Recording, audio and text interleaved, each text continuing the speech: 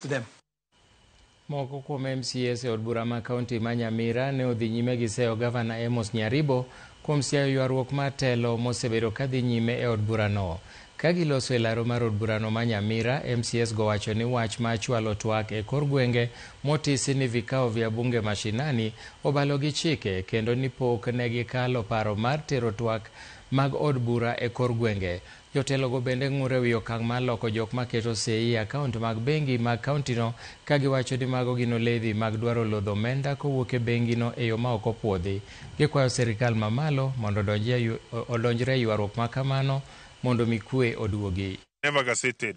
It's not gazetted to carry the operations of the County Assembly of Nyamira or to act in any way on behalf of the County Assembly of Nyamira. Whatever they are doing outside there, it's illegal. County gani umesikia iko na bunge mbili? Tunauliza serikali yetu kuu, kwa nini inaangalia haya mambo yakifanyika? Jambo la kustajabisha ni kwamba wameenda mpaka Central Bank, wamepatirisha signatories, yani ya kwamba wanataka kuiba pesa hadharani beupe.